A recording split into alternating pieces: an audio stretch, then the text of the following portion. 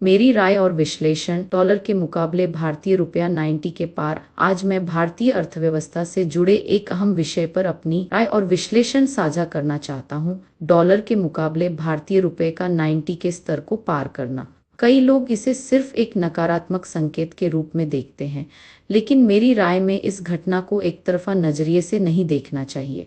इसके पीछे कुछ चुनौतियां हैं, लेकिन साथ ही कुछ संरचनात्मक बदलाव और अवसर भी छिपे हुए हैं।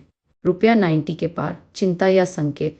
पहली नज़र में रुपये का कमज़ोर होना चिंता पैदा करता है, क्योंकि इससे आयात महंगा होता है, महंगाई का दबाव बढ़ सकता है, विदेशी कर्ज की लागत बढ़ती है। लेकिन अगर हम गहराई से देखें तो यह गिरावट केवल कमज़ोरी नहीं, बल्कि वैश्विक निवेश बदलावों और घरेलू आर्थिक संरचना में परिवर्तन का भी परिणाम है।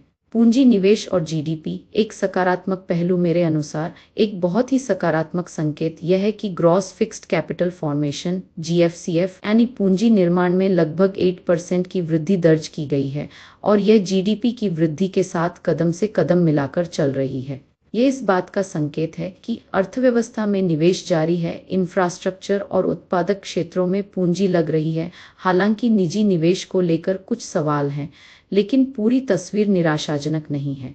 सर्विसेज लेड ग्रोथ और कैपिटल इंटेंसिटी में गिरावट। मेरे विश्लेषण में सबसे अहम बिंदु यह है कि भारतीय अर्थव्यवस्था अब सर्विसेज सेक्टर की ओर अधिक झुक रही है। इसका सीधा असर यह है कि अब कम पूंजी में ज़्यादा आउटपुट संभव हो रहा है। कैपिटल इंटेंसिटी प्रति यूनिट उत्पादन पर पूंजी घट रही है। आईटी, डिजिटल सेवाएं, फाइनेंस, लॉजिस्टिक्स जैसे सेक्टर आगे बढ़ रहे हैं। यह बदलाव भारतीय अर्थव्यवस्था को अधिक कुशल, एफिशिएंट बना रहा है।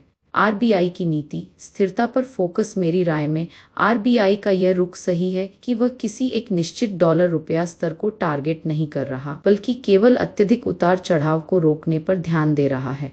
इससे मार्केट को प्राकृतिक तरीके से संतुलन बनाने का मौका मिलता है, विदेशी निवेशकों का भरोसा बना रहता है, मुद्रा बाजार में अनावश्यक घबराहट नहीं फैलती। निवेश की नई दिशा, भविष्य की तैयारी। एक और सकारात्मक पहलू यह है कि निवेश अब पारंपरिक सेक्टरों से हटकर भविष्य के क्षेत्रों की ओर बढ़ रहा है, जैसे renewable energy, defence, manufacturing, electronics and semiconductors. मेरे अनुसार यही सेक्टर आने वाले वर्षों में रोजगार पैदा करेंगे, निर्यात बढ़ाएंगे, भारत को वैश्विक सप्लाई चेन में मजबूत बनाएंगे। नुकसान और जोखिम, डिसएडवांटेजेस एंड रिस्क्स। हालांकि कुछ चिंताएं भी नजरअंदाज नहीं की जा सकती।